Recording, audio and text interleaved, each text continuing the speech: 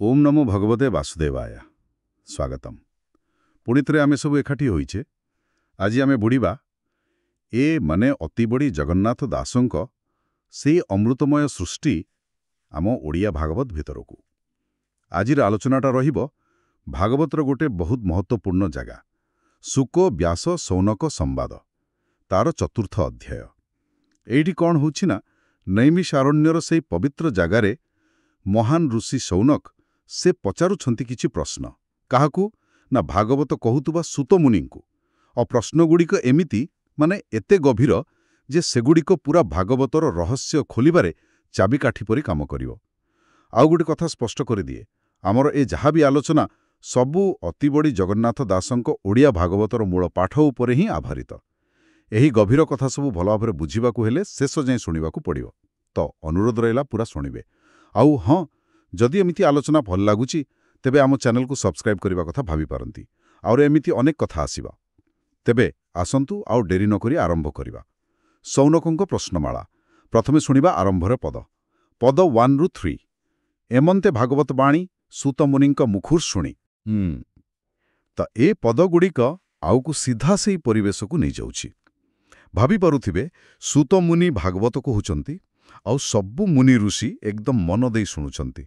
आउ सेतिकी बेले शौनक ऋषि से केवल बयसरे बड़ नुहंती लेखाइछि कर्मशुद्ध माने जहांकर काम पूरा पवित्र निर्मल। से समस्तंक सामनारे बहुत नम्र भावरे मिठा कथारे पचारिबा आरंभ करुछंती। देखंतु प्रश्न पचारिबारे केते सुंदर ढंग। अद्य निश्चित भावरे आउ एठी देखंतु एई जो कर्मशुद्ध आउ कुलवृद्ध कुहागला एटा खाली तांको परिचय देउनी। एटा देखौछि जे तांको प्रश्न केते गभीर हेइथिबो आउ प्रश्न पचारिबार अधिकार भी तांकर अछि। माने जे निज कर्मरे शुद्ध ज्ञानरे भी परिपक्व तांको प्रश्न तो साधारण कौतूहल नुहे सेटा सत्य जानिबार गोटे प्रकृत आग्रहरु आसीछि। आउ सर्वमुनिंक अवधाने एइटा भी बहुत गुरुत्वपूर्ण। माने ए प्रश्न तांकर एका नुहे सबु मुनिंक पाई सबु जिज्ञासुंक पाई से पचारुछंती। जणे योग्य प्रश्न करुथिबा लोक ही तो गभीर ज्ञानर बाट खोली पारे। हाँ ठीक कहिले। तापरे शौनक केमती संबोधन करुछंती सूत मुनिंकु पद 4 रे अछि। शौनक उवाच हे सूत तुम्भे महाधीर वक्ता जन मध्ये बर। 4 केते सम्मान दे कहउचंती हे सूत मुनि आपण खाली जे बहुत धैर्यवान माने महाधीर सेतिकी नुहे आपण सबु वक्ता मानक भितरे श्रेष्ठ वक्ता जन मध्ये बर। प्रश्न पचारिबा आगळु वक्तांक गुण को एमती स्वीकार करिबा एटा शिष्यर नम्रता देखाए। आज्ञा आउ एटा खाली गोटे उपरठरिया कथा नुहे एटा ज्ञान देबा नेबार गोटे भल माहौल तयारी करूछि। जेतेबेले पचारिबा लोक कहिबा लोकर योग्यता को एमती मनुरु मानुछि सेतेबेले वक्ता भी खुशी मनरे ज्ञान दबा पई आहुरी इच्छा करंती। महाधीर शब्दटा सूतमुनिंकर गभीर ज्ञान तांकर अनुभूति आउ से केते स्थिर ताकू बुझौछि। आउ वक्ता जन मध्य बर माने तांकर कहिबार शैली केते स्पष्ट केमिति से श्रोतांकु एकदम बांधी रखी पारंती। हाँ एमिति जने वक्तांक पाखरु ही तो एते गभीर कथा शुणी हेबो। तेबे आसिला शौनकंक मूल प्रश्न सबु भागवत केंती लेखा हैला से विषय। पद 5 रु 8 सुनंतु।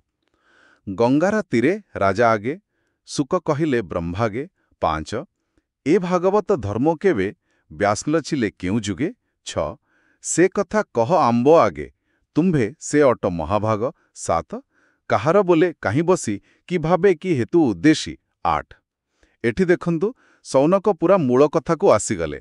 से आगे मने पकई दउछंती जहा सूतमुनि आगुरु कहिथिले कण ना सुकदेव गंगा कूलरे राजा परीक्षितंक सामनारे एई भागवत कहिथिले।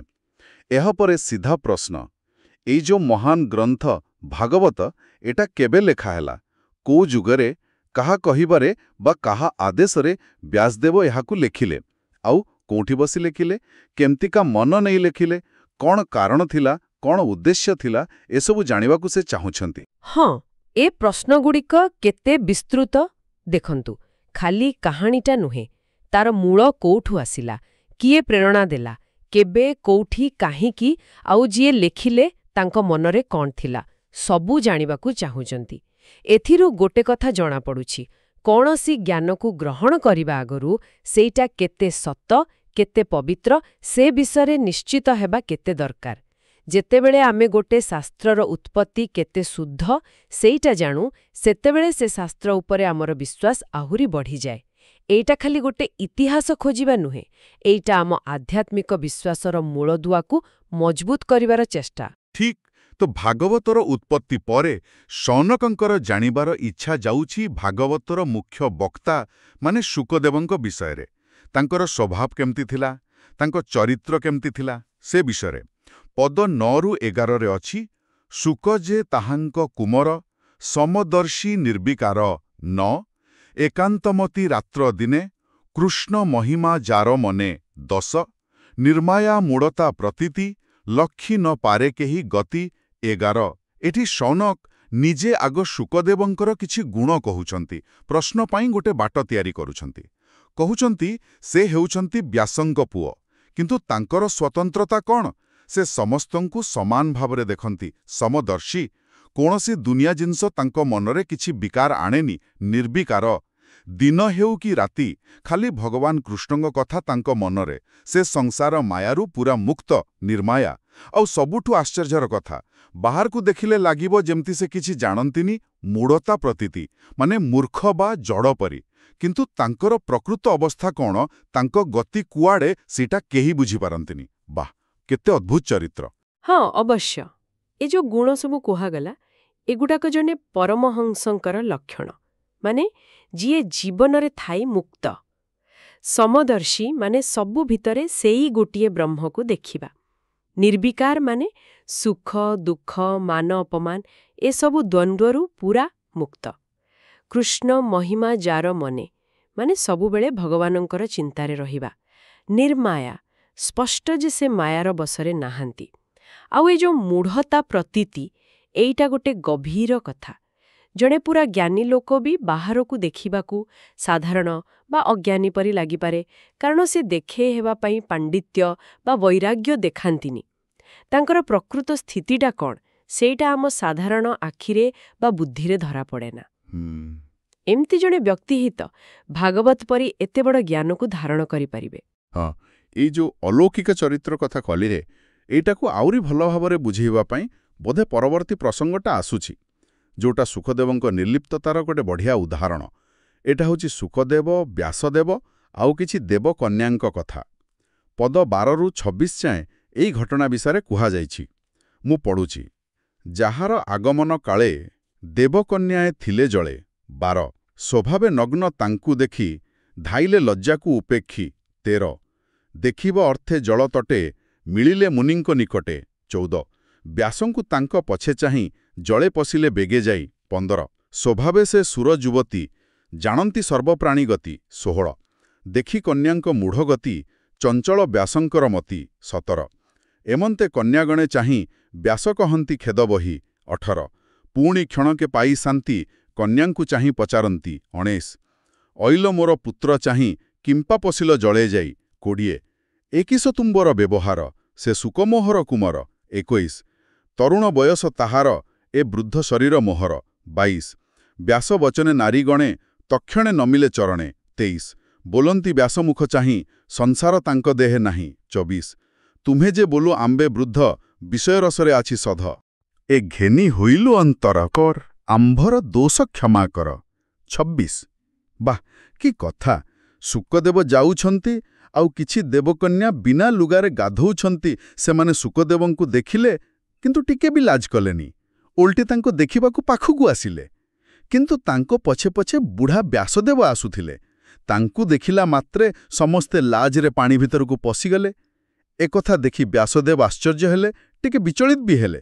ସେ ପଚାରିଲେ, ଆରେ ମୋ ପୁଅ ତ ଯୁବକ, ମୁଁ ତ ବୁଢ଼ା, ତାକୁ ଦେଖି ତମେ ଲାଜ କଲନି, ମୋତେ ଦେଖି କାହିଁକି ଲୁଚିଗଲ? ଏହାର ମାନେ କ'ଣ? ସେମାନେ କହୁଛନ୍ତି, ଆପଣଙ୍କ ପୁଅଙ୍କ ଦେହରେ ବା ମନରେ ସଂସାର ନାହିଁ। ମାନେ ଶୁକଦେବଙ୍କ ଚେତନାରେ ସ୍ତ୍ରୀ ପୁରୁଷ ବୋଲି କିଛି ଭେଦଭାବ ନାହିଁ। ଶରୀରକୁ ନେଇ କିଛି ଆକର୍ଷଣ ବା ବିକର୍ଷଣ ନାହିଁ। ସେ ସବୁଠୁ ଉପରେ। ତାଙ୍କ ଆଖିରେ ଖାଲି ଆତ୍ମା ବା ବ୍ରହ୍ମ ଅଛି। ଦେହଟା ଗୌଣ। ସେଥିପାଇଁ ତାଙ୍କ ଆଗରେ ଦେବକନ୍ୟାମାନେ କିଛି ଲାଜ ବା ସଙ୍କୋଚ କଲେ ନାହିଁ। କିନ୍ତୁ ବ୍ୟାସଦେବଙ୍କ ବିଷୟରେ କ'ଣ କହିଲେ? ତୁମ୍ଭେ ଯେ ବୋଲ ଆମ୍ଭେ ବୃଦ୍ଧ ବିଷୟ ରସେ ଅଛି ସାଧ। ଏହାର ମାନେ ନୁହେଁ ଯେ ବ୍ୟାସଦେବ ବିଷୟ ଭୋଗରେ ବୁଡ଼ିଥିଲେ, ବିଲକୁଲ ନୁହେଁ। କିନ୍ତୁ ତାଙ୍କ ମନ ଭିତରେ କୋଉଠି ନା କୋଉଠି ସ୍ତ୍ରୀ ପୁରୁଷ ଭେଦର ଗୋଟେ ସୂକ୍ଷ୍ମ ଭାବନା ରହିଥିଲା, ଆଉ ସେଇଟା ସେଇ ଦେବକନ୍ୟାମାନେ ଅନୁଭବ କରିପାରିଲେ, କାରଣ ସେମାନେ ତ ଅନ୍ୟମନ କଥା ଜାଣିପାରନ୍ତି। ଏଇ ଘଟଣାଟା ଶୁକଦେବ କେତେ ନିର୍ଲିପ୍ତ ଥିଲେ ଆଉ ବ୍ୟାସଦେବ ଏତେ ମହାନ ହେଲେ ବି ଶୁକଦେବଙ୍କ ତୁଳନାରେ ତାଙ୍କ ଭିତରେ ଟିକେ ଫରକ ଥିଲା, ସେଇଟା ଦେଖାଉଛି। ଏଟା ଚେତନାର ବହୁତ ସୂକ୍ଷ୍ମ ସ୍ତରର କଥା। ବୁଝିଲି। ତାହେଲେ ବାହାର ରୂପ ବା ବୟସ କିଛି ନୁହେଁ, ଭିତରର ଚେତନା କେମିତି, ସେଇଟା ହିଁ ଅସଲ କଥା। ଆଚ୍ଛା, ଶୁକଦେବଙ୍କ ଏଇ ଅବସ୍ଥା ବିଷୟରେ ଜାଣିଲା ପରେ ଶୌନକଙ୍କ ମନରେ ଆଉ ଗୋଟେ ପ୍ରଶ୍ନ ଆସୁଛି। ସ୍ୱାଭାବିକ କଥା। ପଦ 27-30 ଏମନ୍ତେ ଗଲେ ନାରୀ ଗଣେ, ଶୁକ ରହିଲେ ସେହି ବନେ। 27 ସେ ଶୁକମୁନି କିସ୍ କାର୍ଯ୍ୟେ ପ୍ରବେଶ କଲେ କୁରୁ ରାଜ୍ୟେ। 28 ଉନ୍ମତ୍ତ ଜଡ଼ରୂପ ବହି ତାହାଙ୍କୁ କେହି ନ ଜାଣାଇ। 29 କେମନ୍ତେ ପରୀକ୍ଷିତ ମିଳେ, ମିଳିଲେ ଜାହ୍ନବୀ ଓ କୂଳେ 30। ପ୍ରଶ୍ନ ହେଉଛି, ଯଦି ଶୁକଦେବ ଏତେ ନିର୍ଲିପ୍ତ ବଣରେ ରହୁଥିଲେ, ତାହେଲେ ସେ କୋଉ କାମରେ ହଠାତ୍ କୁରୁ ରାଜ୍ୟ ମାନେ ହସ୍ତିନାପୁର ଭିତରକୁ ଗଲେ? ଆଉ ଯିବାବେଳେ ପୁଣି ଏମିତି ଉନ୍ମତ୍ତ ଜଡ଼ରୂପ ଧରିଲେ, ମାନେ ପାଗଳ ବା ବୋକାଙ୍କ ପରି, ଯେମିତି ତାଙ୍କୁ କେହି ଚିହ୍ନିବେନି?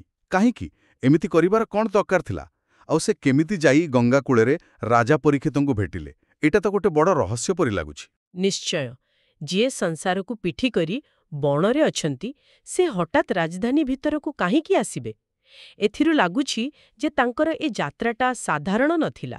ଏହା ପଛରେ କିଛି ଗୋଟେ ଦୈବୀ ଯୋଜନା ଥିଲା ବା କିଛି ବିଶେଷ କାରଣ ଥିଲା। ଆଉ ଏଇ ଯୋଉ ଉନ୍ମତ୍ତ ଜଣରୂପ ଧରିବା କଥା, ଏହାର ଦୁଇଟା କାରଣ ହେଇପାରେ। ଗୋଟେ ହେଲା, ସେ ବୋଧେ ନିଜର ଅସଲ ପରିଚୟ ଲୁଚେଇ ରଖି ଅଯଥା ଭିଡ଼ ବା ସମ୍ମାନରୁ ଦୂରେଇ ରହିବାକୁ ଚାହୁଁଥିଲେ। ଆଉ ଦ୍ୱିତୀୟରେ, ଏଇଟା ବି ଗୋଟେ ପରୀକ୍ଷା ହେଇପାରେ। କିଏ ତାଙ୍କ ବାହାର ରୂପ ଦେଖି ଭୁଲ ବୁଝୁଛି, ଆଉ କିଏ ତାଙ୍କ ଭିତରର ମହତ୍ୱକୁ ଚିହ୍ନି ପାରୁଛି। ଏଇ ପ୍ରଶ୍ନଟା ହିଁ ଆମକୁ ପରୀକ୍ଷିତଙ୍କ କାହାଣୀ ଆଡ଼କୁ ନେଇଯାଉଛି। ହଁ, ଏବେ ଆସିଲା ଶୁକଦେବ ଆଉ ପରୀକ୍ଷିତଙ୍କ ଭେଟ କଥା, ଆଉ ସେଇଠି ଶୌନକଙ୍କ ଆଶ୍ଚର୍ଯ୍ୟ, ଯିଏ ଏତେ ଅନାସକ୍ତ, ସେ କେମିତି ଏତେ ଦିନ ରହି ଭାଗବତ କହିଲେ। ପଦ 31-35 ତହିଁ ଅନେକ ମୁନି ମଧ୍ୟେ ଏ ଭାଗବତର ସମ୍ବାଦେ। 31 ପ୍ରଜାଙ୍କ ଦ୍ୱାରେ ସାୟଂକାଳେ ଯେ ନିତ୍ୟ ଭିକ୍ଷାର୍ଥେ ମିଳେ। 32 ଗୋଦୋହ ମାତ୍ର ଦ୍ୱାରେ ରହି ଗୃହିଙ୍କି ତୀର୍ଥଫଳ ଦେଇ। 33 ସେ ମୁନି ପରୀକ୍ଷିତ ମିଳେ, ମିଳିଲେ ପୂର୍ବ ପୁଣ୍ୟ ଫଳେ। 34 ସେ ପୁଣି ଭାଗବତ ଶାସ୍ତ୍ର କହିଲେ ଏତୁ ଆଚମ୍ବିତ। 35 ଶୌନକ ଏକଦମ ଆଶ୍ଚର୍ଯ୍ୟ ହୋଇଯାଉଛନ୍ତି।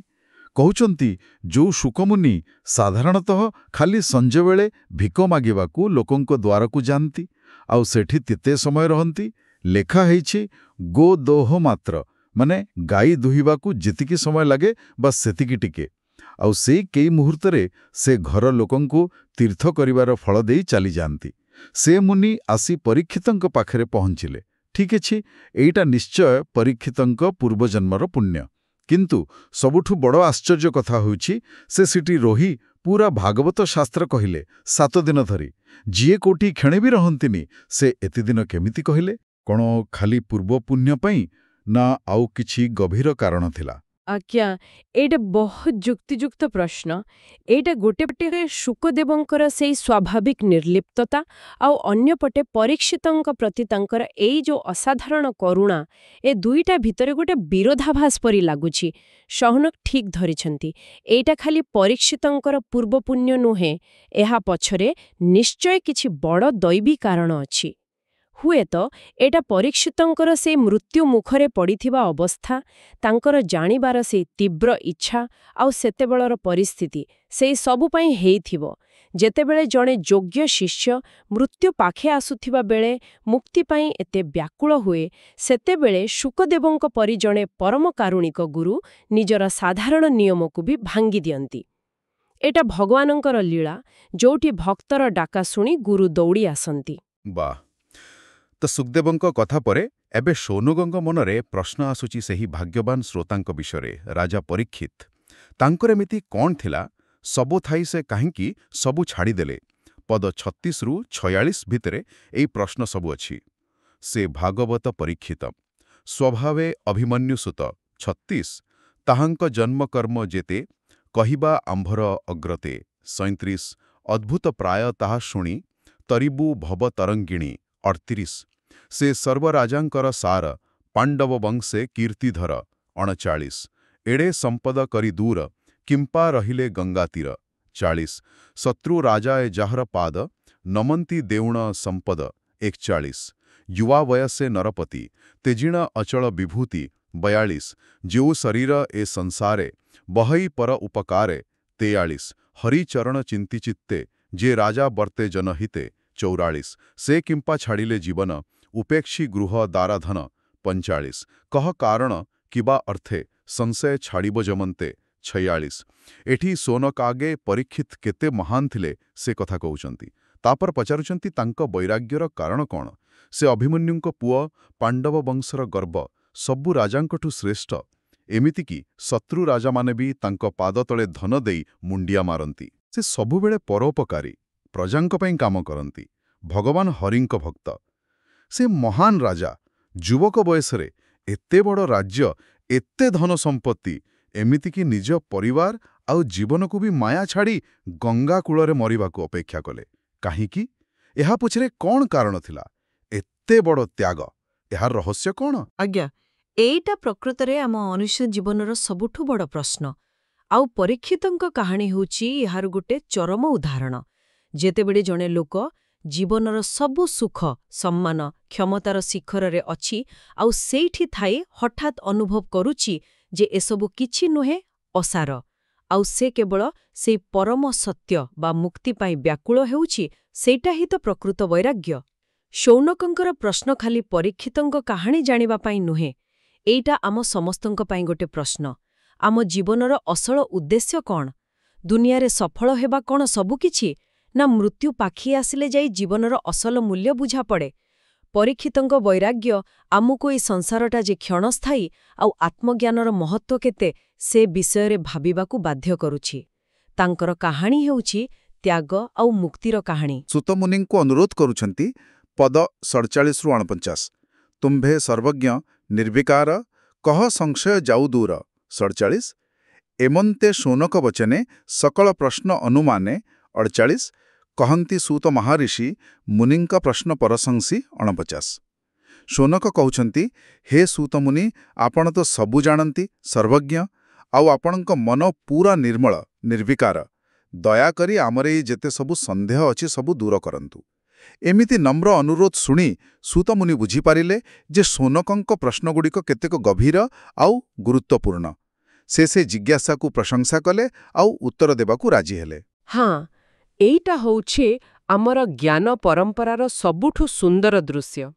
ଯେତେବେଳେ ଜଣେ ଯୋଗ୍ୟ, ନମ୍ର ଆଉ ଜାଣିବାକୁ ଇଚ୍ଛା କରୁଥିବା ଶିଷ୍ୟ ଯେମିତି ଶୌନକ, ସେ ଯେତେବେଳେ ଜଣେ ସମର୍ଥ ଆଉ କୃପାଳୁ ଗୁରୁ ବା ବକ୍ତା ଯେମିତି ସୂତମୁନି ତାଙ୍କ ସାମ୍ନାରେ ଠିକ୍ ପ୍ରଶ୍ନ ରଖନ୍ତି, ସେତେବେଳେ ଜ୍ଞାନର ଗଙ୍ଗା ବହିବା ଆରମ୍ଭ କରେ।